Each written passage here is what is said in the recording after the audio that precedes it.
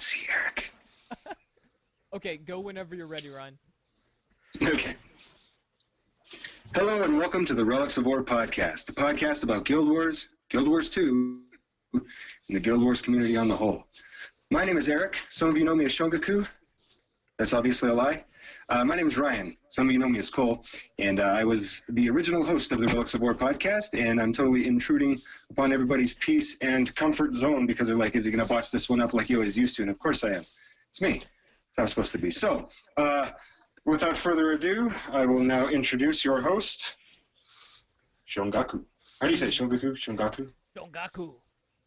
I always call you Shongaku, but then I hear Christian say Shongaku, but he's a New Zealander, so maybe there's a way New Zealanders say Shongaku, I guess. Well, you know, going back to the ancient Algonquin roots of the word, no, I don't think there is any hard and fast pronunciation of the name Shongaku. Actually, there is. Shongaku. That was hard and fast. It was really hard to do. That's rough. Man, I didn't know my name was so hard to pronounce. That's why I go by Erik around here most of the time now. Because it's like, what? Shongaku? Who's going to remember that? Erik? That's easy to remember. It's also like... It also helps that if you ever meet anybody, they don't have to call you two different names. That's true. That's really confusing at PAX. As was evidenced by our patch notes. Try having a name that some people have as a real name. They're like, are you Cole? No, my name's Ryan. Oh, well, yeah, wait. Okay, so no joke, Ryan, for about listening up to the show, even when we were doing the show, when I, first got on the show at around episode 45, I still thought your name was Cole, and that Ryan was, really? Your character name. And I was like, oh, and then I discovered it was actually Ryan. No. I'm really slow. That's why I'm still doing this, and I'm like, I'm going to put 7 people on a podcast on the internet, and it's going to be amazing. Well, yeah, that was kind of a stupid idea on your part. But you never called me Coel, at least. That one drives me crazy. Coel. I was just thinking that. 'Tis the season. I sang it all Christmas. Oh, nice. We're gonna go and we're gonna move into the show. We already did a pseudo intro, but I'm gonna go by really fast everyone who's on the show. So we've got Ryan, aka Cole. We also have on the non-bearded side. This count as a beard, so I'm gonna stick with that. So on the non-bearded side, there's me. There is also Kate. How are you doing this? I'm doing well. Hello. And Malchior, how are you? Doing good. Excellent. On the bearded side, the masculine side, the side of men and destiny, we have Greibach. How are you this evening? I'm doing great, although apparently I had to, nope out of the chat because it just kept crashing on me, so I'm podcast only. I can't see the stream or the chat. I don't know why. That's why we have Spirit. Spirit saves everything, except for our internet speeds. And she also doesn't kick people on chat because of no reason. She bans them instead. I banned someone by accident once. Oh, speaking of which, Evie, how are you this evening? I'm gonna ban you from chat. Because I'm on the masculine side. So. You just lost your man card. We're gonna talk in an octave lower this podcast. Hello, ladies. Look at your man. Back to Evie. Back to your man.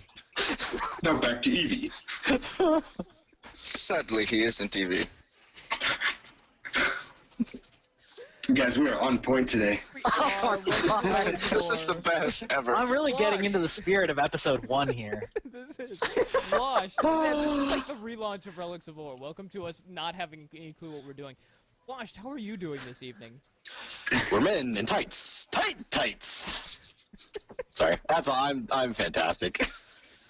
That's awesome. So, this is episode I am a chew, son of sneeze.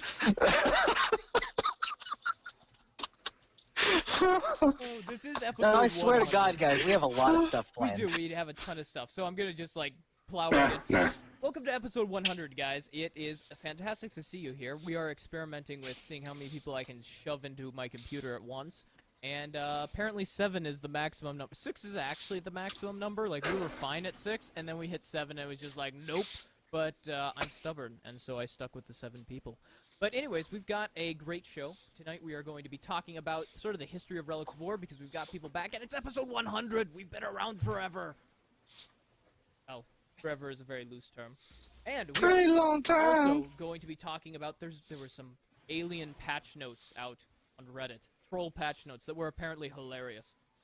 They're Beyond awesome. that- Beyond that, we are also going to be talking about holidays and what we did during them. Was it playing Guild Wars 2, or was it enjoying our family? You'll find out. Also, we have some news, specifically Origins of Madness. We're going to travel back in time and meet Scarlet when she was just a pilot. Back. Sorry. We're going to take the Wayback Machine to 3 minutes before the living story started, and right as she drops out. What will happen there, but that should be exciting to get some more backstory on Scarlet, but we will talk about that later. We also are going to talk about the CDI, which has been massive and quite a significant endeavor. Our there goal are is to sum up 60 pages in 5 60. minutes. 60. But that's There's- okay because we have one summary that summarizes 60 pages, and That's we're just true. going to summarize that summary. We're going to Yes. summarize the summary. I approve of that. The good news is also that we are just going to be doing the horizontal side, being as we already talked about the vertical side. If we were doing both, that would be over 100 pages worth of content, and that's just an insane. So we're going to I'm try going to talk and- about vertical every podcast anyway. That's Yeah. true. Ascended Gear. We may touch on Ascended Gear as well. We will, because we asked you some questions about Ascended Gear and time gating. So, once again, vertical progression. Also, Ryan will be bringing us a fantastic, not really learn to play, but a pro tip on some of the more efficient ways to gather Ascended Gear. If you've decided you're like, I'm going to go for fractals and I need to catch up to my friends, well, he'll give you a way to do that. It's going to be a little bit like trying to level 1 to 80 in World of Warcraft, because that's what vertical progression does to you, but he'll get back to you. He'll get you on the straight and narrow. Shots fired. Always shots fired. Oh, so Cole, Ryan, man of the hour. You are on a podcast. Your podcast has survived for 100 episodes. How does that make you feel? It makes me feel like a worthless human being. Kind of like the Queen of England. It's like, hey, she's there in name only, but what's she really doing? I mean, seriously. Figurehead. What's she doing? Yeah, that's all it is.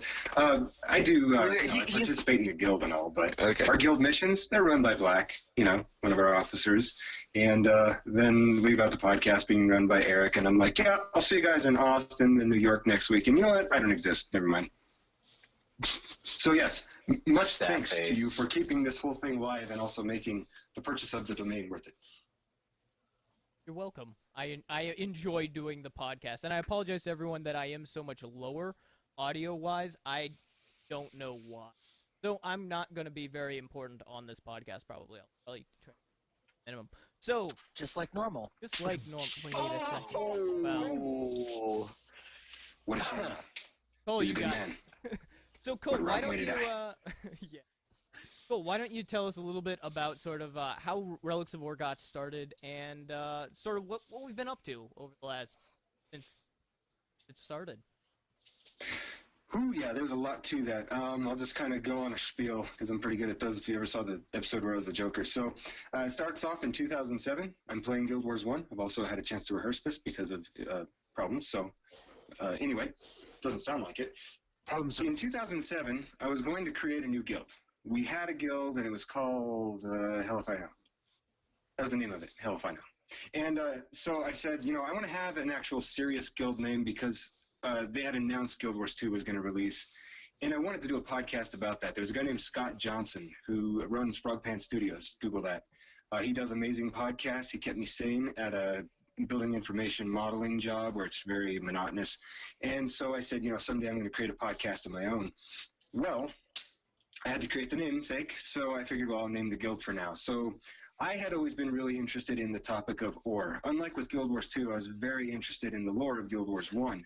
So actually, long before Orr was I know, that was shots fired. Long before Orr was a really big topic to anybody, I knew about the whole story with Vizier Kilbron and all that and what happened to Orr. And it was like this ancient city. And it's kind of like this hipsters thing that only the lore gurus know about. And so I said, well, it'll be Relics of Orr. So I got ahead and make this guild. We start adding people and all that. We have a few like close friends, some family. And then in 2010, ArenaNet prematurely started this huge hype campaign, and we knew it wasn't going to be, right away, but we didn't know it'd be 2 years from then. But we still got the show on the road. And so that's how the podcast started. We made the site, bought the domain, and right before I launched the first episode, I had the website up. Sean Schuster from Guildcast restarts Guildcast. And I'm like, okay, so we're both just going to start at the same time, and I'm going to look like the jackass who was like, no, you can't start your podcast. I'm doing it first. So I had to send him an email. And I was like, look, man, I'd already bought this, and I don't want to look like a, competitive guy. If anything, I'd like to have a working relationship. Guy responded in kind. He was such a cool dude. And so we had this nice camaraderie going on at the start of all this. And then I believe there was something like Tyria Mag, I think is what it was initially called, and then it turned into Guild Mag, which everyone knows what Guild Mag is now. And it became, as Melchior has said earlier, which you guys have all not been able to hear, but it became the trio of podcasts for about 2 years. There were these 3 podcasts, and I remember a lot of people would have debates over which one's the best, and we would all say, shut your mouth, we don't want any of that talk, just if you like one, go ahead and listen to that one. And so that went on for about a year up until just before the launch, a year before launch was when I had some job issues and all that. So I put the podcast to bed. Yeah, I even announced things like, I'm done with podcasting, which if you ever start a podcast, don't speak in absolutes. You're going to regret it later because then you say, well, I do want to start it again, but I was a jackass back then. So anyway, right before release, we started getting things back on the road, but my job was a really busy one, still is. And so I met Erik, and I remember during the beta weekend running around with him, and he was kiting everything. He was kiting like yellow mobs and stuff. I don't know how you did that, but there were these yellow mobs he was kiting as an engineer. I made like a 2-minute video on it too. I was super excited about it. Yeah, and so I said, over Mumble, I could hear this guy was really well versed. He knew how to guide conversations, and I said, you know what? If you want to take over this show, go right ahead. And so the rest has been more or less history, and that's when everything became video. Yeah, I got all excited. I was like, we can do my room video. Is freezing balls because I have the window open. Yeah. You probably. Which was a big mistake. You need a Snuggie. You have a Snuggie? Go for that. I may have one here. I was in Austin, and they had this like bingo thing going on at the restaurant. I almost want a Batman Snuggie, and then I almost want a Justin Bieber toothbrush, and I didn't get either. Because you want Justin Bieber in your mouth.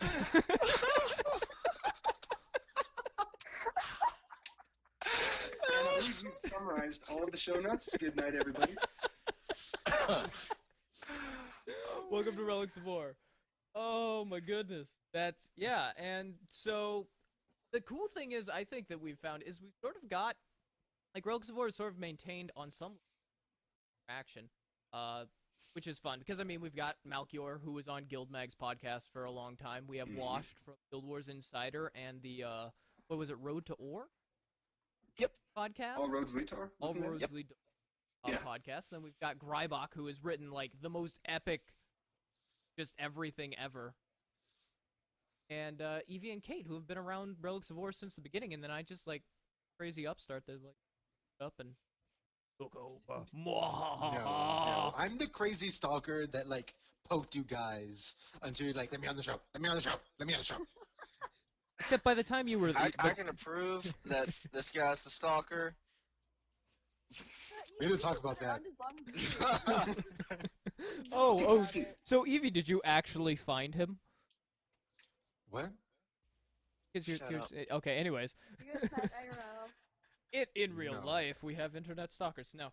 So, there we go. That was a really good summary of the history of Relics of Orr. Ryan, thank you. Work. Oh, and Kate now has a Snuggie. Hmm? Congratulations, Kate. Well said. Is Except it like it's a summer million here, degrees so it's down so there? hot. Yeah. Proof. Oh, it's really nice. I don't even know what it is in Fahrenheit. It's like a warm spring in Wisconsin. It's called 70 degrees because that's what it is year-round in that country, in NZ. Sure. Mm-hmm.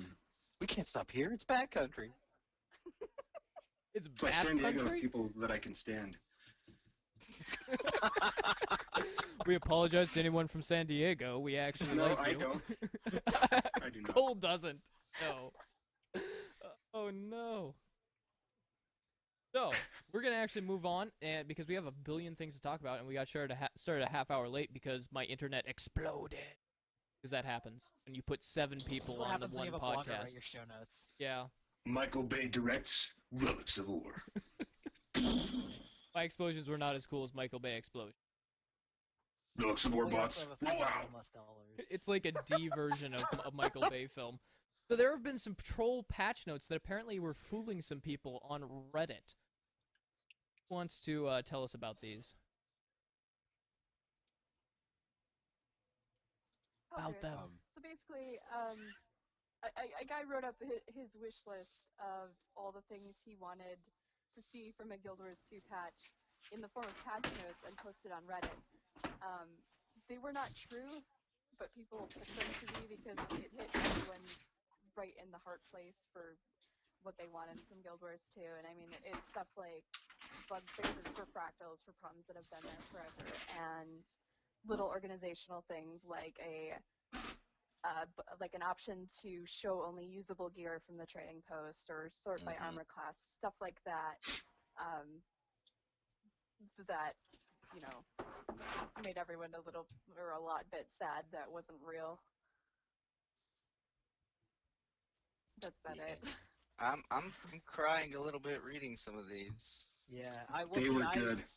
I was the one that added them into the show notes, and I got fooled by them sort of because the only way that they denoted that they were fake at the top was from a parallel universe. And given how much stuff we've had with like Scarlet and the Mists and all that stuff, I just thought that was what the patch title was called, because this was like right at the same time as the official patch. It came out right around the same time as all the other patch preview, you know, like on Massively and or you know, MMORPG. All those came out at about the same time, and so I just clicked on the one that was on Reddit, and I was reading it, and I'm like, oh man, that's pretty sweet. Oh, that's good. Oh, that's about time. Oh, that's awesome. Oh man, I can't believe they're doing it that way. And then you get to the bottom. Yeah. And then I got the stat selection, and I was just like, this isn't real. Yeah, there's no Oh, way. that would be There's no so way. nice, though. God, please. I like, too, how every single one of his, like, dungeon improvements increases the distance you can zoom out. Increases the distance you can zoom out. Yeah, quality of life. That's pretty much it. Well, Fractals was like totally reasonable. It was like non-infused rings don't drop at 40 plus anymore. Improve the rate of T6 material drops at high-end fractals. Like, these are totally normal things. Wait. Are you telling me that non-infused rings drop at 40 plus fractals? Oh Oh, yeah. yeah. Yes. It makes you really happy inside.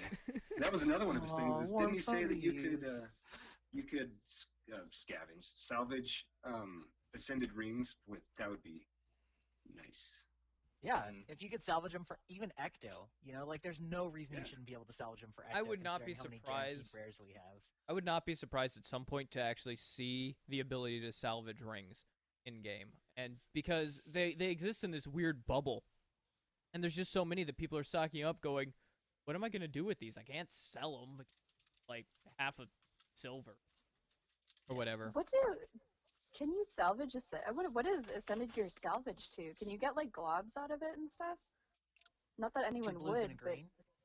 but yeah, oh my God. Ouch. Yeah. A black lion chest, actually. Oh, yeah. All right, Evie has a question or a statement. I'm calling on Evie. They're holding off on it because they want people to buy more bank slots. Honestly, that wouldn't surprise me. I already did, so it worked. I needed it though, and I'm not that much. Ascended of a rings were an fractal. inside job. All I right, actually let's think move that on. could have something to do with it, but yeah, we should probably move on. Yes. So definitely check those They're out on cool. Reddit. They are pretty dang hilarious. And apparently I need to scream into my microphone in order to be heard. But that's okay. I'll figure this out someday. So, moving on to other things. Specifically, we are going to talk about what you guys were up to this holiday. Because there was a Christmas patch. How many people finished the Christmas meta? Raise your hand. But only from dailies. I did Yeah, like same. one thing that wasn't doing dailies. Ryan, are you raising your hand? I can't tell. No. No, okay. So, Kate and Grybach, you finished it from doing the dailies. Yeah, just doing the one per day, like, oh, throw 5 snowballs, or oh, do the bell choir once, or oh, do the jumping puzzle once, because I use dailies to level alts. So that was literally the only one that I completed, I think. Oh, and I did the donate, 3 gold or whatever. That's however 6 gold. I don't remember how much it was, but like I got that was all I lost. did. That was the only way I would have completed it because I mean we've already done all of it before for the most part, and it was fun, and it was great to be able to do it, but there was no way I was gonna like grind through that meta event again when Yeah. I had so much other stuff to do at Christmas. Yeah. I had There fun. were a couple cool things about it. Yeah. I really enjoyed that the title was Journeyman Toymaker, and last year was Apprentice Toymaker. So I feel like as we keep going, we'll get higher and higher toymakers. So the more titles you have, the longer you've been in Guild Wars, and that's kind of a cool Although progression to be ironically able to it's show off. backwards because it Oh, should is it be more backwards? it should be more prestigious to have been there earlier. So everybody will wear the newest one, which is like eventually you'll be Oh, yeah. Grandmaster Apprentice, but Grandmaster, it's for only epic, doing awesome the most toy. recent one, not for having done the something. previous ones, which is kind That of is funny. true. But that's I why I didn't like think about Emissary of that. the Mad King, because that one is Yes. still an actually really good title, and you can't Yep. get that anymore. But I did think that was funny about I thought it was a good idea, but kind of backwards for Christmas. I Yeah. got- Oh, but what- there, There should be a requirement Go to ahead, have Melchior. completed last year's. Go ahead, Melchior. Yeah. I got lost in the Steam Winter Sale. Nah. Yes. There were some fantastic games out on the Steam Winter Sale. I also played quite a few Steam games, which was a lot of fun. I apparently need to shout louder into my mic. Cole, what did you do this winter? Did you get much time in Guild Wars 2, or were you doing other things? I was actually on Guild Wars 2 quite a bit. Black in the standard group that I typically run with, we're all the Zerkers. We don't necessarily like Zerkers, but we're also min-maxers, so that's how it is. They had been spending the months before that just getting their Ascended stuff up, and I was like, oh crap, well I want to run with these guys, so I zorged my way up to at least 55 AR, I believe it is, on a Mesmer, because it was a group full of Guardians. It's like, you want another one? Like, 2 Guardians, great. 3 Guardians, awesome. 4, I think it's time to get something else. So yeah, and outside of that, just like I got a telescope, Like which I'll show you guys when I do turn on my video. in the It's real behind me. It's world? pretty badass. The real telescope? IRL, yeah. Ooh, cool. It was snazzy. That's exciting. Grybach, what did you do this Christmas aside from Guild Wars 2? A little bit of Steam sale stuff, some family stuff, just visiting with relatives. I pretty much only did my dailies for Guild Wars 2 in general. I've kind of taken a break since the Ascended Armor patch came out. I did Halloween stuff, but that's like it had some new stuff, and then for the most part, I've kind of just taken it a lot slower for the last couple months or so, waiting for the big content patch. So, played War Machine, painted War Machine figures. Nice. That's a fun game. Is that the version where you like roll like 30 dice to calculate what they do? That's Warhammer. Oh, okay. Which is also a really funny game. I played Cthulhu. I played a Cthulhu RPG over Christmas break and died horridly, which is kind of the point. So I won. Par for the course. Yeah, it's par for the course. Actually, we survived the first encounter, like, by the skin of our teeth. And then the second encounter, like, the second adventure we went on, just dead right at the end. Something Went just insane. slit my character's throat, and the other guy jumped into another portal and saw, like, Graki or something. Or Gaki. Cole, how does that go?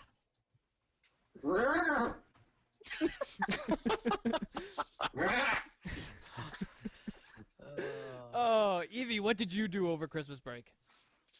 I fought bears and built fires on the Blue Ridge Mountains. Seriously, you actually fought bears? Good for you. course. Okay, the impressive. thing is, this was all online. He was connected. He was in No, the I had no internet. mountains. It was a nightmare. I had no internet.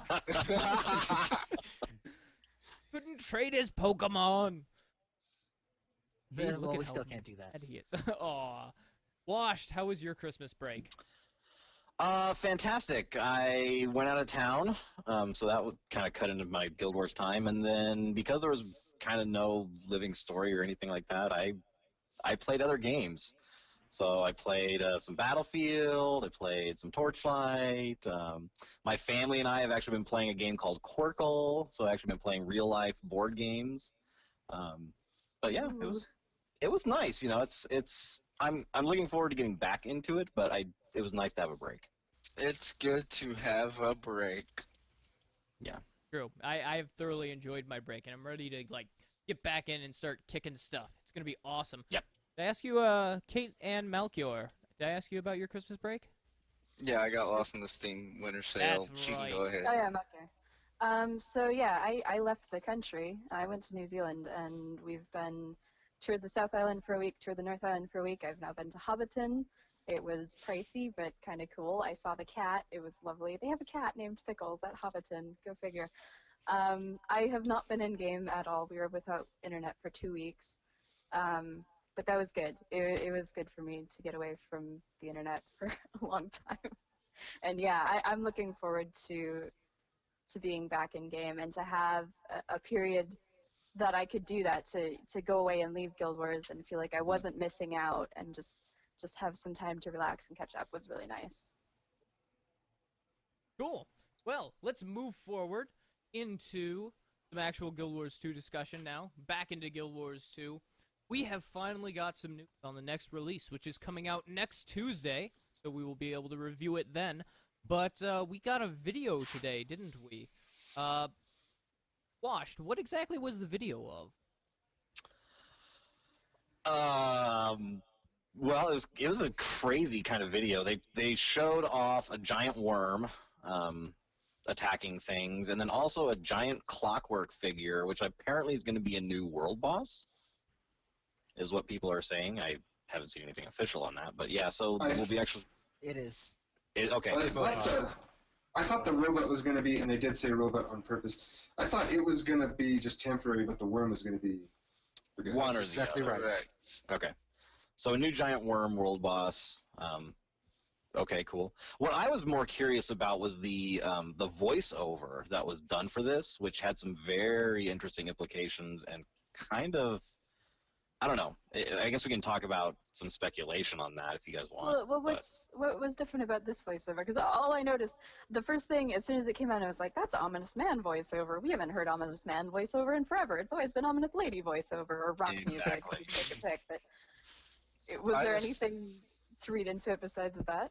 Clearly, all Before we these get into like other the deep dragons speculation, he's already got the tinfoil hat on. I come prepared. Oh, is it tinfoil hat time? It's tinfoil hat Apparently. time. Before we get to that, I'll just say I didn't see much in like the minute Michael Bay trailer of explosions and no mechanics, not being able to analyze the fight, which is probably their intent. They don't want people getting an early edge. But yeah, tinfoil hat time. Take it away. Go ahead, Grybach. Washed. And then we'll go to Grybach. Oh, no, well, we'll it's just go a quick for Grybach question first. Yes. that Wash can talk about. Okay. Have you guys read the interview from Eurogamer? Because that had a lot more news than any of the other ones, I thought. I haven't looked at that one. Go ahead and tell us about it, you Grybach. can go ahead. I was just going to pull it up. Let Wash go ahead, and I'll dig Throw up it real quick. into chat channel when you get it. Yeah. So my speculation on this is that when Scarlet was actually looking into the mist, she was actually looking into the mind of a dragon, and I kind of go off of that because the way that the voiceover talked was very similar to the way that the mouth of Zaitan talked. So did she actually look into the mind of a dragon, and that's what's kind of corrupted her into doing this? So she's, there's been a lot of speculation that she's trying to bring out another elder dragon. So perhaps that's what she saw when she looked into the mist. Evie. This is where I have to put on my helmet for a second. Because I don't want you guys to hit me and hurt me. Oh, no. Scarlet is actually a dragon. Bam! Scarlet is actually a foreboding voiced male. I would believe that. Hey, there So are wait, some... so the big end of this 4-cycle, arc is that she's going to have a sex change. Is that what we're getting at? Well, That's how they're going to get rid of Scarlet? Hey, Full makeover. Scarlet. Scarecrow. What was that, Grybach? I said Scarlet is Abaddon, clearly. Oh, snap. Oh, And stop that's it. how We she could have would had the ended up Abaddon in the Abaddon fractal. fractal. Stop it. All right. So, glad I'm wearing this speaking hat. to that Elder Dragon stuff, I yanked a couple quotes that sort of speak to some of the stuff that we've talked about on this podcast before, with regards to living story versus expansion, and how much ArenaNet is working behind the scenes on things that we're not seeing. So one of them was, we have a couple of really big Guild Wars projects cooking in the background. Some of our players believe that because we're doing this Living World seasons, but we're sorry. Okay, it kind of got jumbled. Anyway, Colin Johansson's basically talking about how they actually have one or two very large feature sets that they're working on in the background that are not part of the living story necessarily, but, and I'll get to you in a second there, Evie, but that it's not so much that we won't see an expansion or that it will be in living story. It's that they haven't decided how they want to deliver that content, be it a full expansion or via some sort of massive release or chunk it up or whatever. So Evie, go. He mentioned that there's two big projects in the background, which just made me think, there's two expansions! Yeah, Kanta, Ilona. Yay! Well, that's not actually Good luck. completely accurate, because we do know that one of them is Guild Wars 3 Charmageddon, which is the third-person Yes, shooter. yeah. Obviously. Yeah, right. I keep saying that it's gonna happen someday. Yeah. Oh, okay. So it looks like when I pasted it, it got cut off. That was the problem. So that I have a actually does thing. fall in line with what we've heard. What is your thing, Kate? I have no proof of this, but I do believe it's related to the giant robots. Have you guys seen the metronome at all? Do you know what I'm talking about? Yes. Okay, so very very similar to the Scarlet pocket watches. They sent out a metronome IRL to a game site. I don't even know what Gamerzines got it. They sent it to a Guild few Mag people, got it actually. as well. They sent it to several Okay, press sites. Yeah. I Even my hadn't heard bud anyone from else Guild got Mag one. got one. But on the back of it, it says thump thump, time to jump, wipe all resistance from your mind. There's a secret deep below to find, and if you'd only seen the things I've seen, you'd wake up screaming from the dream. This next part will sting, but brings me joy. Sometimes to change, you must destroy. A fire is rising you cannot contain. Tear will burn while I remain.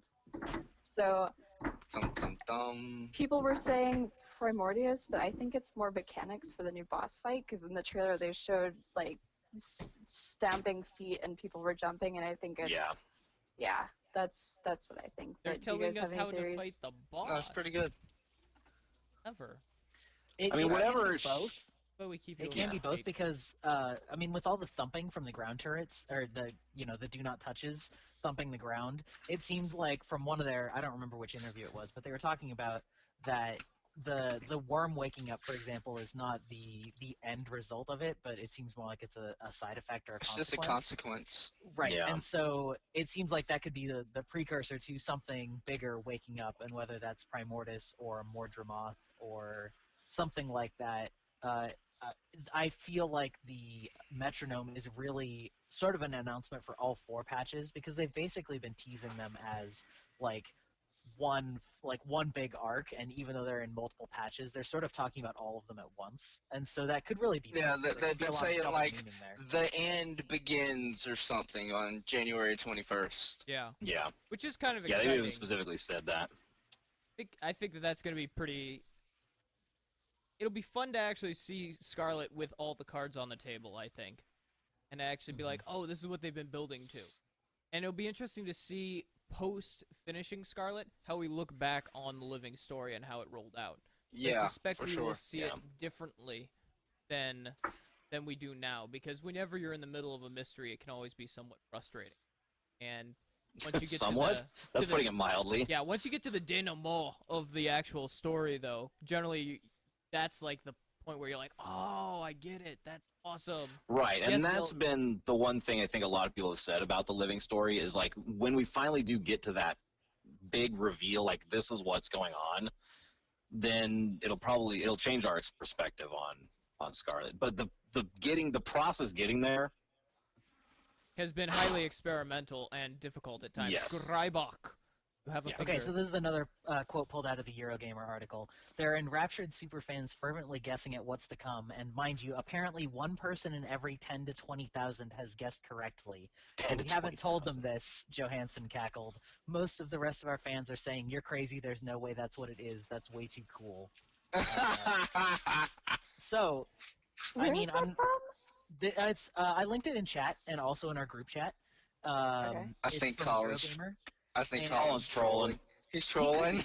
He could be, but you know, I mean, I'm not gonna make any firm proclamations. per One se, but, in like 10 to 20,000 out of all the educated theories I've seen on the forums, that's stretching it. Well, he Yeah. said 1 in 10 out of 20,000 players, though, which means that. So how many players They are on see the me forums? trolling. It's true. He could be messing with us. He probably is. Good at that. he The could be. the metrics go are back probably the only messed up part. He's Not for sure. I necessarily, bet 'cause some he said- people have got a good stab on it. Well, no, that's the thing is he said 1 in 10 or 20,000, which if you count that there's, 2 million people, if there's 10 people who are guessing that, then that's your metric right there on the forums. Kate. Whiteshire in chat said he read a Reddit post the other day where the guy had the next 4 months of living story down almost exactly. So, if anyone Really? feels like digging back Quick into Reddit. to Reddit, everyone! to Reddit! Go look through Reddit. But well, speaking of Reddit, I mean, obviously this is obviously okay. Go ahead, Evie. You look really excited. Was that my post? We didn't. Which post was that, Evie? Because you have 4 different Reddit personalities. Each one have that writes 10, in a thank you different very technique. Really weird. Like, I'll run across something and I'll be talking about it on the show. I'm like, so this guy on Reddit, and Evie's like, yeah, I wrote that. I'm That's like, me. that's not your username. It's like, yeah, I've got, Clearly, Evie's got Karma 10 Knot. of them. Oh, jeez.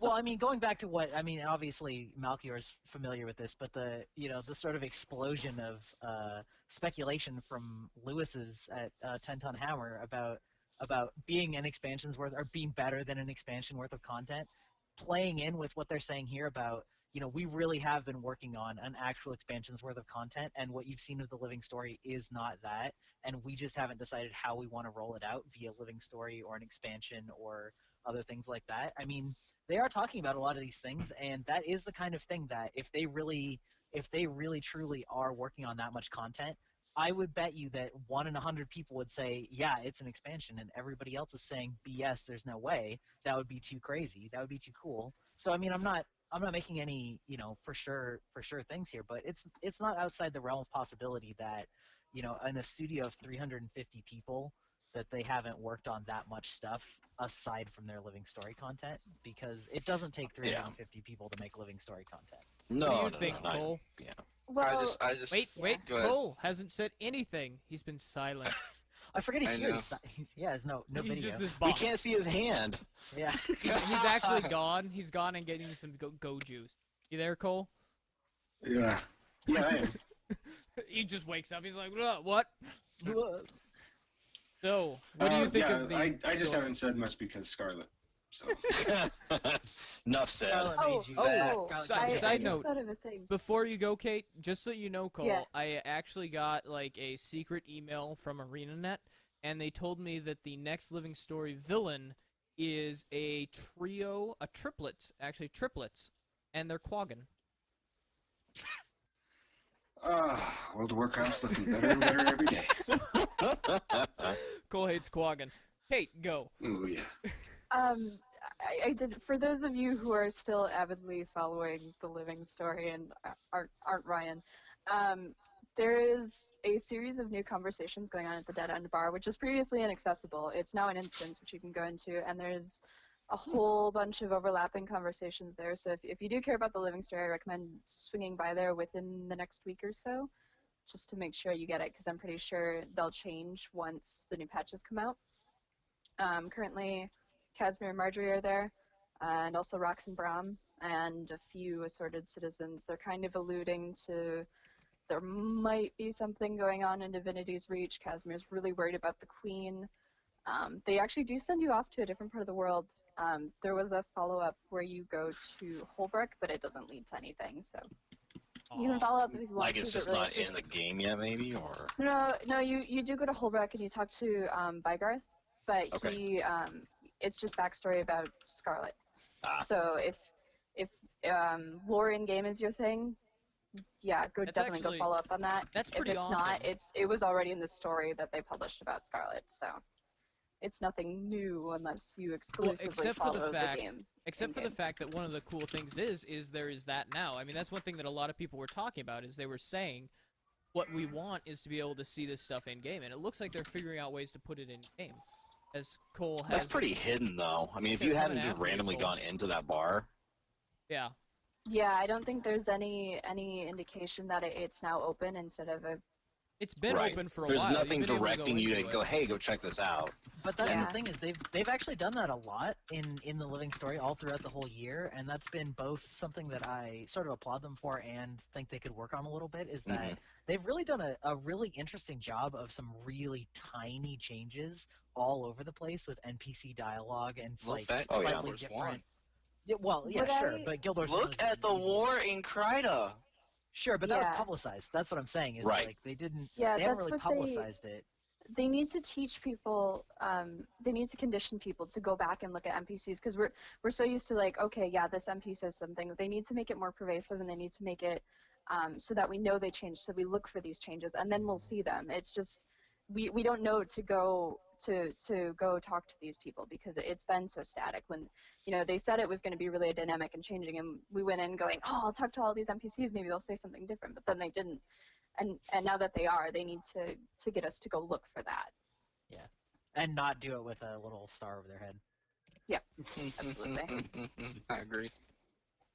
Yeah. Actually, I don't mind the star necessarily. I don't either. I'm a little bit crazy there.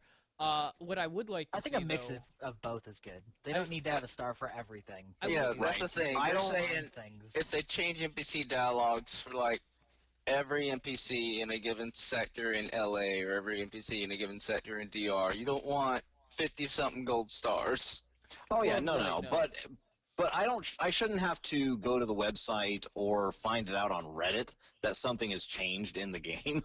I agree. I think that there's I think that they have a few cool systems that can actually be implemented. First of all, you can have one character that has the star, and you go to that character and you talk to them, and it's like, okay, that's interesting. And then they say, go talk to people around the town, and you go and you can do that. Or instead of having a star over a character, if you're really like, I hate stars, you could just have, like, during the Halloween period, where the little guys, the little kids in costumes would show up, and they would talk to you, and they would run up to you, and they'd be like, trick or treat, and they'd say things, and you could have someone that, like, the first time that you go through there, it spawns an NPC running around who's like, oh, you haven't been here before, it looks at like your achievement, and then he comes and talks to you, and leading the conversation gives you an achievement, so it won't bother you anymore.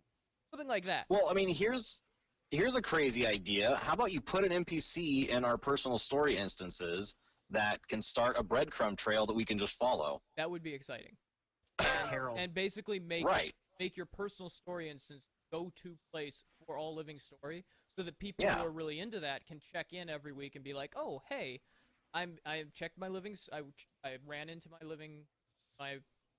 and there's nothing new there, so there's nothing new in the story. Whereas maybe you go to your home and they've thrown like a chunk of rock somewhere, and you look at it and you're like, that shouldn't be there, and then you're like, where's that from? And you look at it and it's like a doodad from some zone. You go to the zone to find out what's going on. And they could do it really subtly for the people who like the mystery and the catch, but it would be nice to be like, okay, so something has changed in the Yes, exactly. And maybe just you could walk through, and like Black Cat could walk through you'd be like, deja vu. The Matrix reference, because that's where we had to go with that. Right, Cole? Right. Yes. It's really hard with not having video of you. I don't know if you're... Yeah, I should turn that on at some point. At some point. In fact, we'll probably get you on pretty quick, because we are going to be going your pro tip section here after we discuss the CDI, which this is a pretty huge thing. It's a massive thread, and Malchior, you have been posting quite regularly. So why don't you take us through? We're going to talk about the horizontal collaborative development that ArenaNet's been doing. Malchior, what exactly have we been seeing on this? It's gone a number of different ways, such that it started with what are your favorite horizontal progression systems in other games? And then it's like, let's define horizontal progression a little bit. This is such that your character doesn't feel more powerful, but still Feels has progressive. like, yeah, still progressive, still has a level of, I don't want to say progress again, but improvement, whatever. Growth, that's a perfect word. Ah, lovely. So, amidst the mechanical keyboard, Yes, as we can all Clickety hear clack, Cole, clack, clack, clack, clack. Cole typing streamed onto the internet live. across 60 pages of collaboration with the community, Chris Whiteside posted his proposal. This is essentially, if not today, what he's taking into the office within like the next week to go to Colin and go to Mike Obie and go to probably Mike Z or something, all the big head honchos, and say, this is what the community says. What do you think? What do you think? Pretty much. And he's got it into 3 sections. Overall, there's this grand archetype, there's this grand design, this grand principle with the journey and the reward. And so the 3 areas are role diversification, hero recognition, and socio-political diversification. I know, big words, but that allows us to put a lot of things in those big words. Although I think They're like socio-political is a little bit generous, but Yes, Yeah. but that It allows could you be, to do hey, lots of if they let things happen based on your character, your RP stats, like ferocity, charm, and dignity, part of socio-political, I'd say that counts. Or if you're like a noble commoner or street rat. yeah, the problem is I that mean, doesn't translate across races very well. True. Yeah, but yes, true. The fact that like they made him so broad so he could divide them up into individual ideas. I guess he'll propose each one of these in like bits and pieces to the content teams. And so socio-political diversification is player housing, guild halls, map-wide meta events like that we already get, but that will be unlocked through progression of any one of the 3 existing orders, Whispers, Priory, or Vigil. That's cool. I have a little something I want to add about that specific last piece. You know, I think it would be really cool if they had a way to kick off like zone-wide meta events as a form of like progression for characters or guilds, because we were doing our Twit Guild was doing our guild missions on Sunday, and it just so happened that we basically were doing them in the same order as another guild completely randomly, and Spirit was there for that, and it was really awesome to just do the challenge. It was a challenge, right? We did both a challenge Save Our and- Supplies. Yes! And it was just really awesome to have not just our people from Twit and from another guild, which was probably about 25 people all told, but there was probably another 25 people there. And Yeah, there I'm were just 3 guilds imagining- actually. Yeah. There was 3? Oh, yeah, Yeah, the ones that joined We us from invited the zealots. sauce. Yeah. Yeah, so we had all of JQ's commanders and half of NSPs were there. Oh They were my like goodness, 14 that must have been plus commanders. insane. I have a And so- screenshot of it somewhere. That's what happens. Like, NSP has this thing where they all run guild missions, like, an hour Yeah. after reset Yeah, on Saturday we all run nights. into each other all the And we time. all- And we all run into Great. each other. It's an Yeah. awesome experience. Which I And have so to if we give, could tie that... I have to give a shout out really quick to Black from our guild, who been running our guild since they started. he's done a fantastic job in actually almost every week, because everyone's doing the guild missions at the same time. He spends, I don't know how much time before guild mission starts, probably 45 minutes at least, prepping and organizing with all of the other guild leaders to figure out, okay, where are you going to be? Can we help each other? Are we getting each other's way because of bad scaling? That sort of. And it's just, it makes those guild runs just a lot of fun, because you have a level of coordination that is. Yeah. So shout out to him. He has been amazing. Become a mother though. Again. Again. Again. And Yeah, so this he's is gonna number be two. quite busy recently. So congratulations to him. While he's busy with that, that should be an adventure. But yeah, those are fantastic. I absolutely love doing large numbers. Right, and so my point, I guess, was sort of that if they could tie in things like that with the different orders in different zones as things that you could unlock the ability to kick off, things that a lot of people would join in, like that would be so cool to have sort of player spawned meta events that could get a ton of people to come and do them, because even with so little coordination, we had a ton of people, and it was incredibly fun, and it totally broke up the monotony of everybody showing up for the dungeon timer, or the dragon timer, rather. Yeah. Anyway, so that's all I wanted to say on that, but that's a really cool possible, vision of how that could work out, is what we just saw. Yeah. Before we move on to the next part, But we're the actually, next what we're category- gonna do with it is, before we move on, So- yes, what I'm gonna do is I'm gonna actually, oh, we lost Cole. We've got some lag, but that is what happened. Back. Before we move on, what I'm gonna do is we're gonna work through each three. We're going to do one thing that sort of has captured our imagination for that concept. Kate, socio-political diversity. What has sort of captured your imagination for that? I'll just wait for the motorcycle to go by. Really, any kind of, I guess what the examples they've shown are, tangible ways of organizing people, like guild halls, but really, the guild hall feature, I guess, any sort of feature to bring my guild together. I feel like we're lacking that. There's a lot of stuff for small group play. Yeah, 5-man is great. There's some capacity for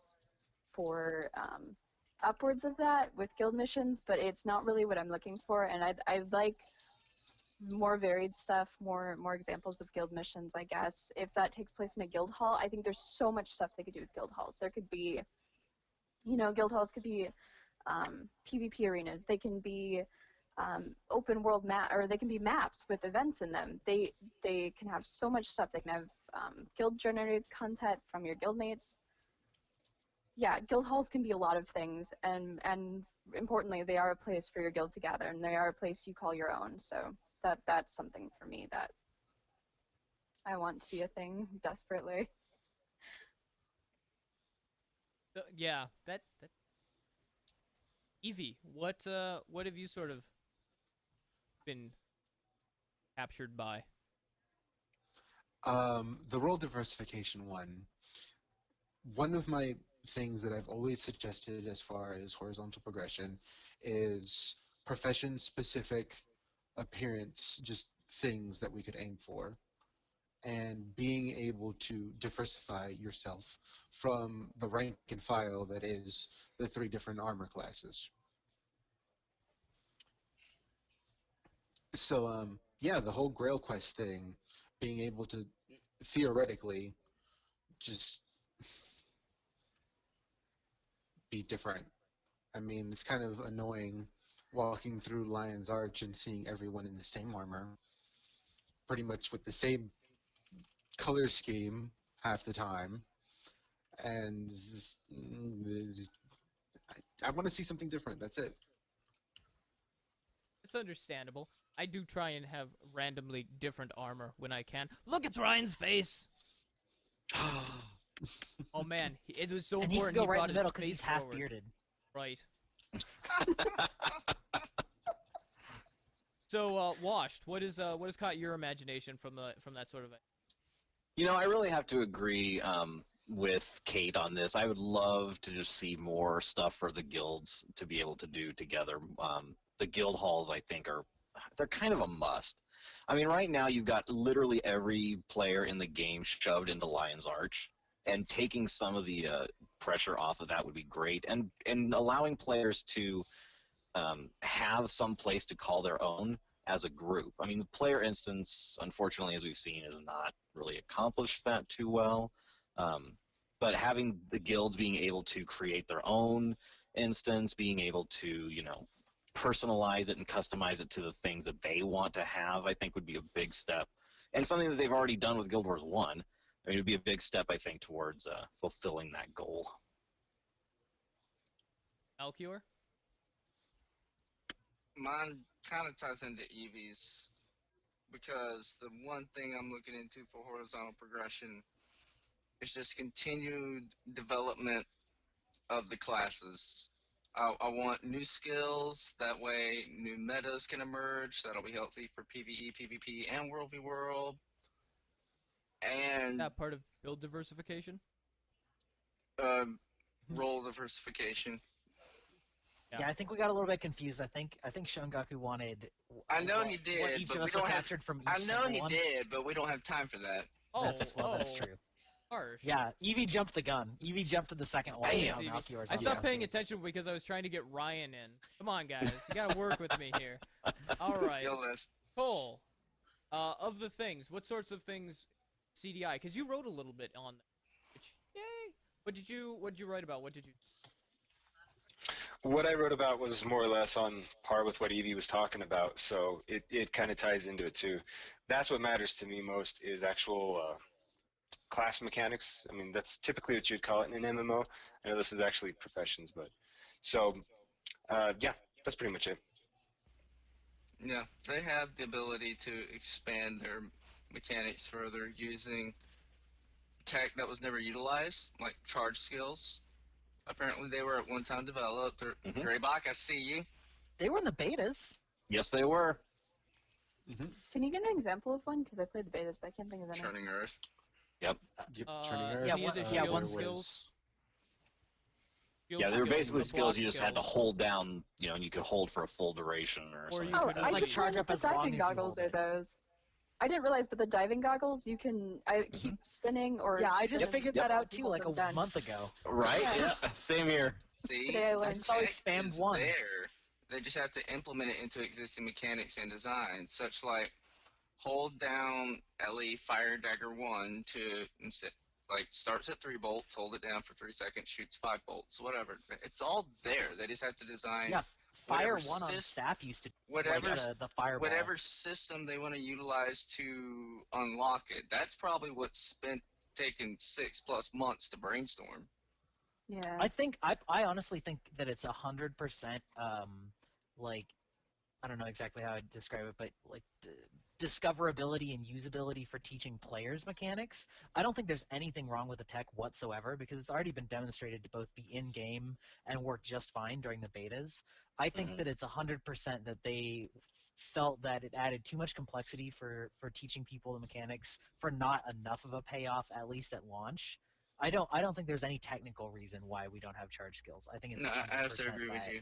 that they didn't, especially with it on auto attack skills, because like I said, Fireball 1 on staff for Elementalists used to be a charge skill as far as I remember, and I think they didn't want to have auto attack skills beyond charge skills and things like that. And yeah, I would say that's almost certainly the reason that we don't have them right now is because they haven't really added any new skills, and they decided they didn't want them at launch because of just adding. Yeah, more and complexity. right now they're keeping the teachability level and the visibility level of anything that's new at like very Very clear. minimum. I mean, you've seen how kind of the event UI has adapted for the Living Story and such back in November because they're trying to prepare for the Chinese beta. Yeah. There's something we can talk about. No, Yeah. we don't speak Chinese. Not this week. No, and Yeah, I we think beat that to death. that's very different. Cole, go ahead. Hold up a finger. Now you're muted. You are. Did There you you are. mute it in You be VC back. instead Talk. with a key? The universal finger symbol. Oh, that's weird. He's not muted in VC. I've got him up. No, I mean you can mute yourself, like you can turn your Yeah. camera off. Okay, is well, what I while meant. he's doing that, All right. I'm going to talk a little with bit. your mouth, and we'll determine what you're saying. While he's doing that, I am. Quaggins? He Oh loves my goodness. Quaggins. What? So I wrote a little bit on the How many pink carbon CDI backpacks do you have? as well.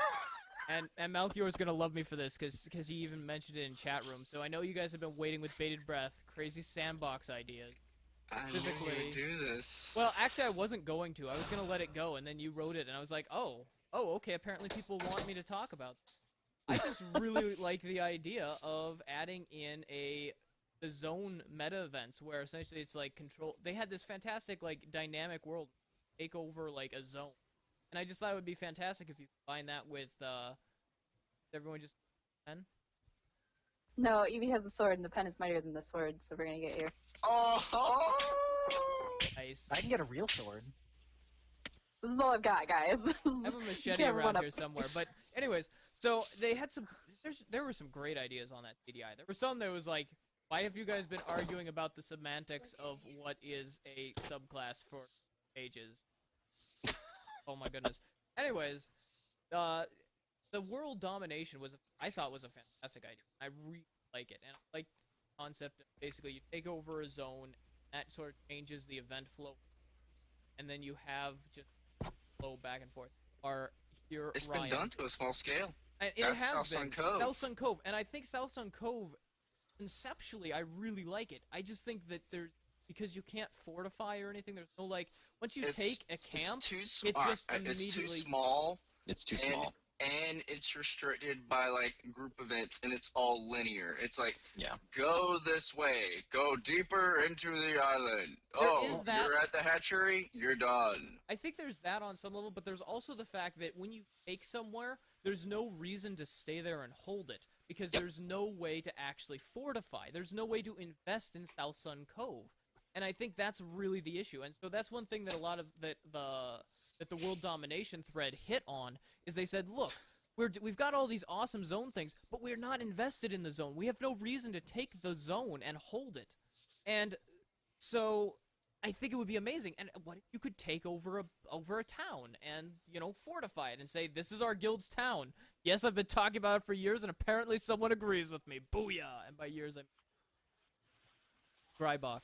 And then Ryan. Yeah, I mean that's as you alluded to and others have said countless times, a big problem in this game is, as much as we want things to not necessarily be about rewards, as long as rewards exist, then rewards have to be a point that you talk about. Like, if there were no rewards for anything, then we wouldn't necessarily need, other than what we make up for ourselves, then we wouldn't necessarily need to have rewards for other activities. But since rewards do exist for things like dungeons, for things like meta events, for things like capping something but not protecting it, then you always have to measure the reward of doing something against what you could be doing, because opportunity cost is a real thing. And so the problem has always been with a lot of these things that they've provided inadequate rewards for doing them, and so the opportunity cost for doing them is much greater than not doing them. And that's why you get things like the Diliac farming. Is the opportunity cost for winning the event is higher than the opportunity cost for losing the event, and so of course people are going to lose it and keep farming it, because you're never going to turn down profit when you could be earning profit somewhere else at a much greater rate. And the same is true of World v. World. That's why people don't hold keeps anymore, because there's no point. It's better to just lose the keep and turn around and recap it. And you can't just make it go away and say, well, you should do it because it's right, because if you're intentionally gimping your own rewards, nobody's going to ever do that voluntarily. And so it's not a problem that can't be fixed, but it's a problem that is really deep, and they need to really work on that kind of stuff. Hire this man. Well, and it really goes to the heart of what players are seeking after. I mean, players are about reward. Right. You know, I mean. And you're always going to be about reward if reward exists somewhere else in the same game. Exactly. That's the biggest problem, is that if nothing gave rewards, then we wouldn't freak out about not getting rewards for something else. But since something does, it's always going to be compared to whatever the gold standard of the day is. And that's something that I've talked about a lot when we talked about dungeon reward revamp or champ farming revamp, is like, people are like, well, this is too good. And it's like, well, the problem is that everything else is too bad, not that this is too good. Because if you take that away, you'll just find a new gold standard. And you need there to be parity more than you need there to be no rewards. I'd rather just remove them all and care about the journey. Well, that's what it used to be about. That was, I mean, that's what MMOs of old were about. Well, you need players. Except MMOs of old, I mean, there was a level of we could go that, but there was also, you were building stuff. I mean, they had the near infinite vertical progression though as well. Yeah. Which is considered now not so. But since Cole has returned, Cole, how do you feel? And we can hear you now. How do you feel about the CDI? What were you talking about? Yes, we can hear. Okay. Wait, how do I feel about the CDI? Or have we moved? No, we basically just took a side step. Yeah, because I was with Evie. We're still there. Well, I want to know what you wrote about in the thread, so why don't you tell us about that? Because I didn't. I wrote about what Evie talked about. So, yeah, it was mostly just that I wanted to see more diversity within the professions, and they came out and said that they saw, a lot of potential in subclasses, and people proceeded to, poop their pants over it. But it really is something that I think is needed, because right now, if you're a Guardian, you're probably either altruistic healing for progression content, or you're a Zerker, and a lot of times you can go Zerker for progression content. So, I mean, even if they make it aesthetically different, if you invest in this, then when you do, shouts, then wings will come off your back like Paragon. Or, I don't know. I'm just coming up with stuff now. So, yeah. Yes, I want my wings back. Sorry, I played the Paragon because metal nipples. I couldn't resist. And skirts. I had a guildmate that made a Paragon that was a really old, creepy white guy with a really big beard that named him That Creepy Uncle. And he just, ran around bothering people. You just described old-timey Fend, except old-timey Fend had pink cat ears. Yep. My Paragon's name was I Shout Really Loud. Loud noises. Oh, no. Oh.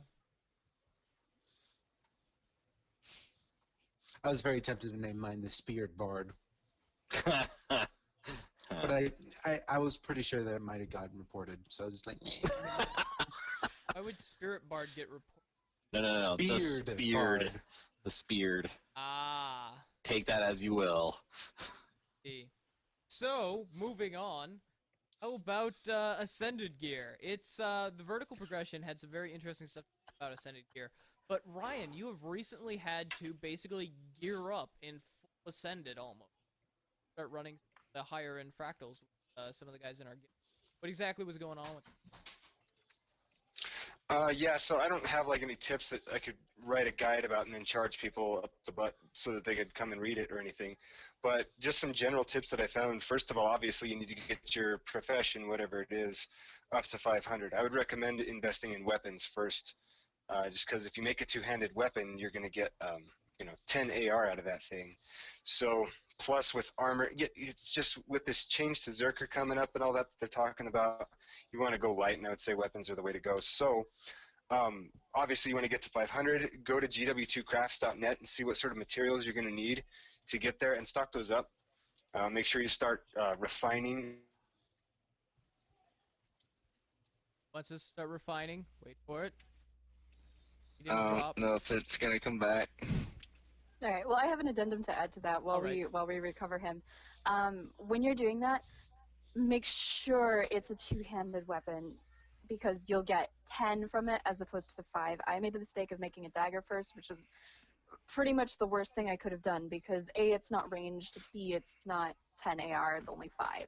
So I'm kicking myself for leveling Weaponsmith first. If you're going to be doing, making Ascended Gear to run progression fractals, I highly recommend a two-handed ranged weapon. So your longbows, your staffs, whatever. Yeah, two-handed ranged weapons. Unless you're a thief, then you just cry. Well, Oh, yeah, because that's- essentially the reason you get the ascended weapon is just for the AR to survive the high tier fractals, such that if you're a good player and you can watch the monster animations, you only need it on for their agony attack. Otherwise, you swap back to your main weapon.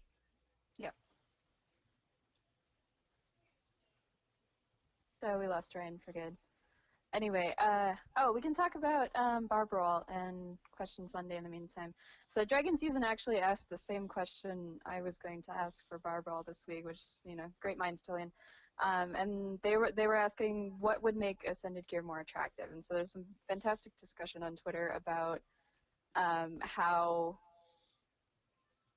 more or less, for so many reasons, just nobody really wants to get Ascended Gear. And it comes down to there's too much effort involved for not enough reward. I take Washed as one of those. Yep. Have you not even started? No, screw that. I'm sorry. It's not worth my time. Number one, because I don't have max crafting on anything to even start doing that. But the time it's gonna take and the cost to do it. Ugh. Can you guys If hear I me could now? get Yes. yes, if I could get an ascended weapon for 10 gold, then I would think about it. Until Yes. then, I'm not. Oh, my puppy. I'm No. glad to have my legendary rifle, so I don't have to make anything else. Because engineers I only wish have I had a one weapon. legendary rifle. Yeah, if only we didn't play Thieves, and if only they didn't take oodles and oodles and canoodles of gold to put together. There's that. So Ryan, so you started with weapon crafting, and Kate added an addendum of focus on two-handed weapons. But And ranged. And ranged, preferably. But what did you find? Yep. That's true, because with that two-handed weapon in those fights where you really need that agony, a lot of times it's going to be at range. Like I said, I don't know if you guys heard me say it. I like having on my Zerker Mesmer's sword pistol sword focus. I had to go with the great sword though to get the two agony resist. Anyway, so with that you can go with a good group and you can get yourself to level 40s, and then once you're in level 40s you'll start getting those weapon caches and armor caches and things. And granted, you can't rely on that. But if you're just interested in getting to the point where you're survivable in those, people don't have to pick you up when you're down all the time, then that's the way to go. Just have that one offhand set that does that. I actually have 3 weapons now.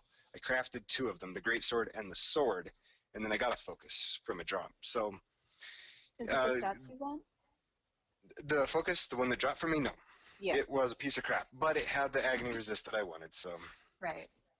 And that was more important to me for what I was doing. Mm-hmm. So do you It had find healing then, power on it. you find that Oh, I'm sorry. Ouch.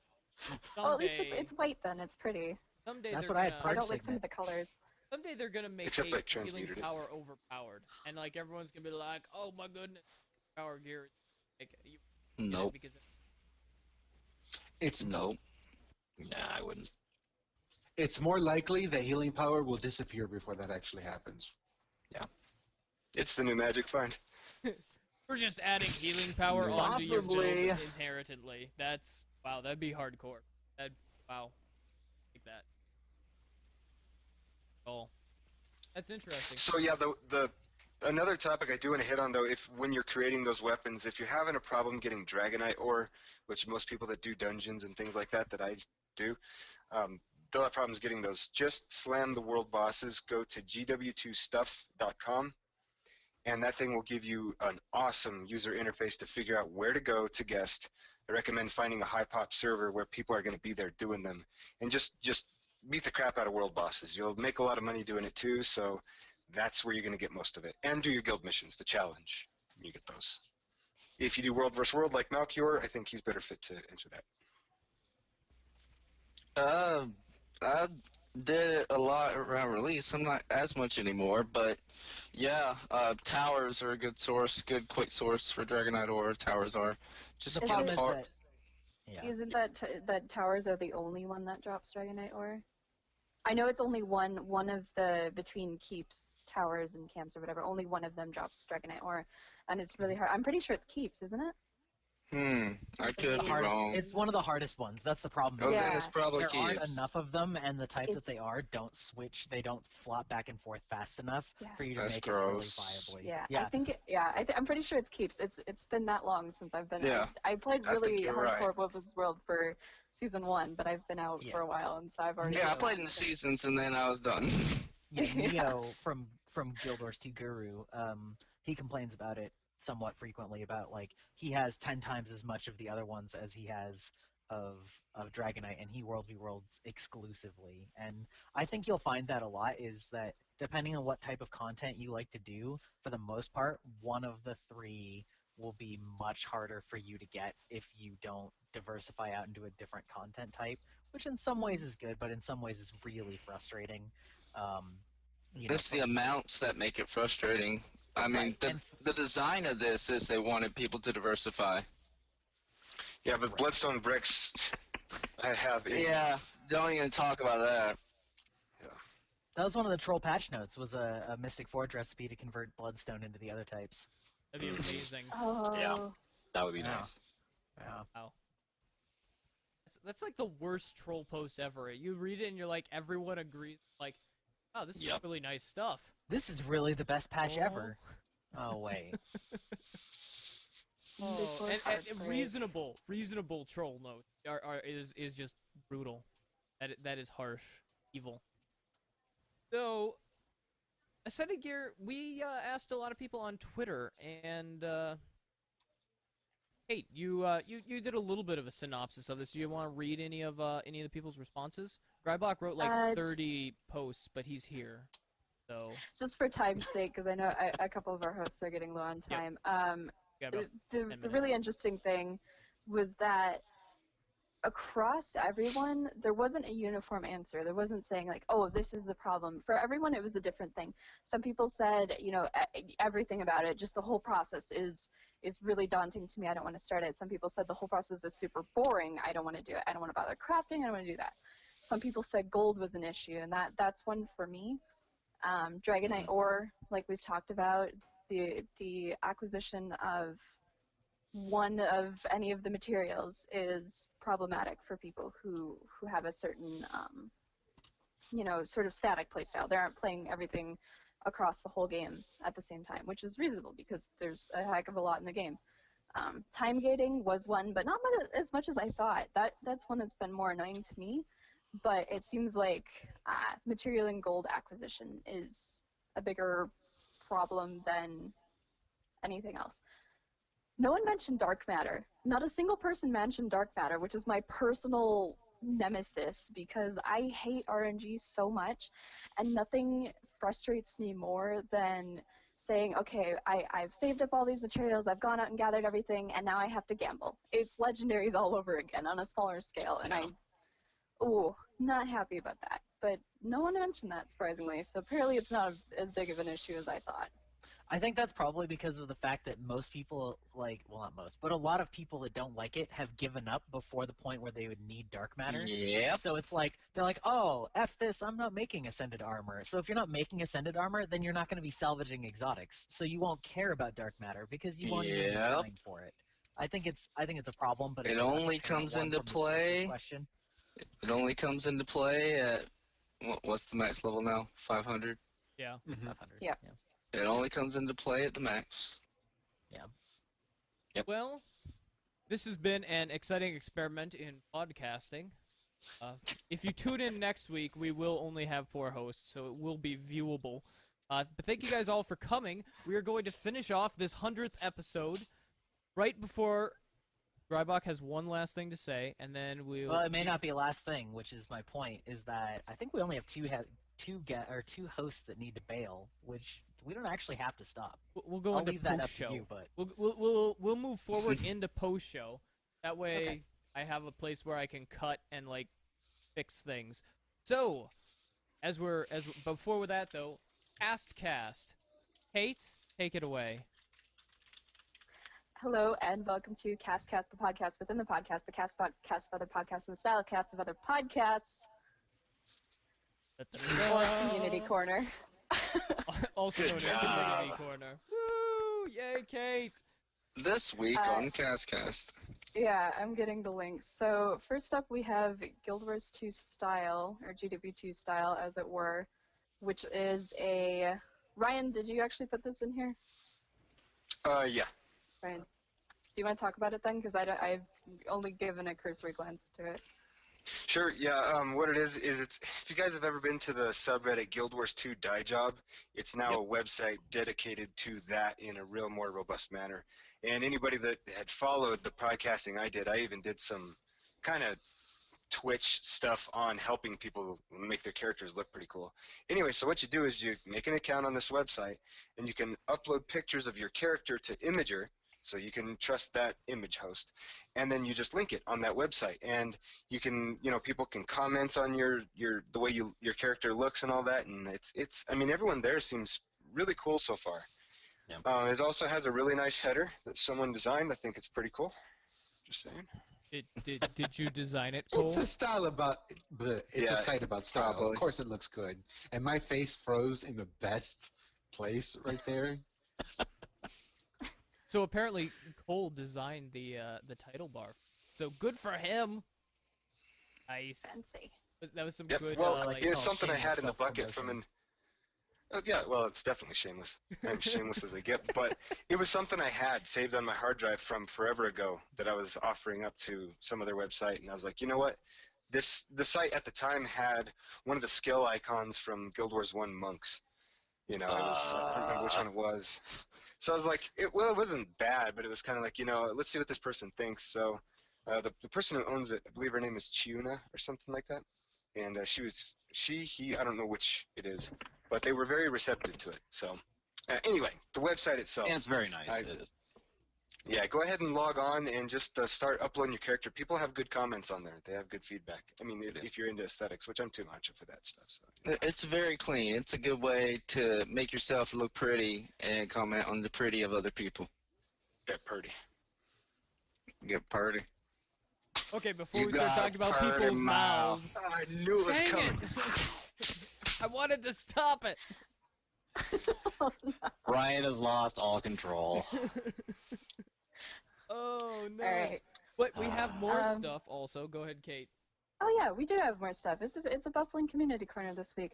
The next episode of Ready Up is this Friday, so if that's your thing, that's the official PvP podcast. They're going to be talking about upcoming balance changes, possibly maybe something about Zerker. I don't know, but that's the I thought Ready Up was about the rumors PvP, though. about balance. It is. Yeah, I don't think that It is is. in PvP because Zerker's not a problem in PvP. Yeah, Well, but the only thing that is about balance changes you can is that, guarantee like people are gonna hound them because even though the balance team is PvP focused, balance affects everything. Mm-hmm. Right, Yeah. but and I mean, we didn't talk about it, but to just put in a very brief talk about the Zerker thing is that a lot of the problems with Zerker in PvE is not related to stats themselves, it's related to mob It's design. mechanics.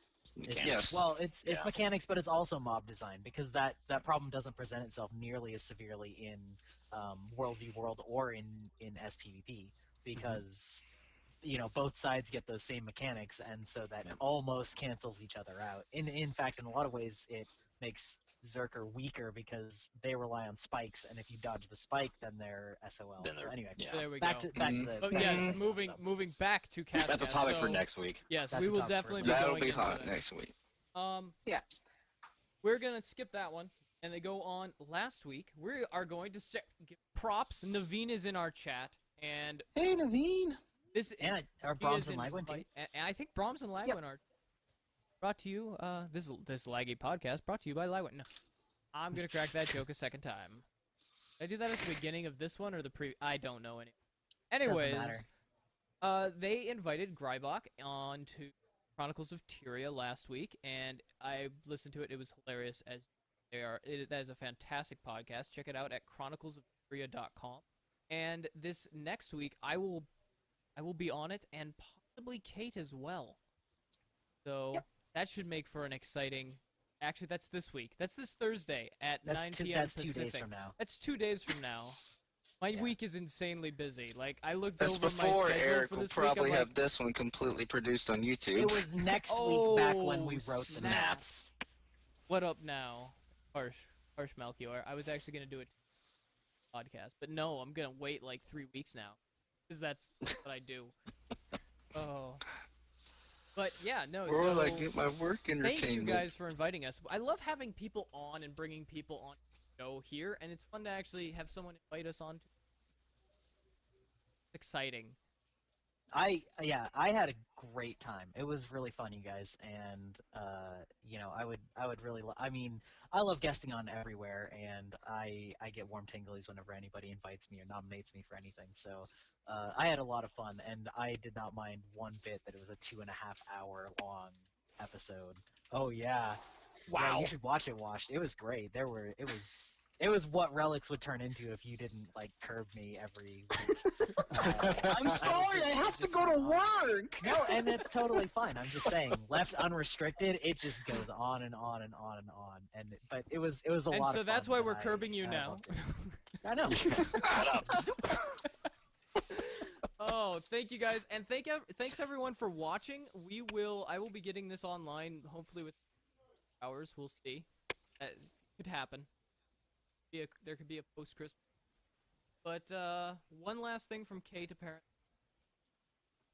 No, I was Okay. crossing my Oh, fingers crossing your to fing- see that it okay, gets that works. online.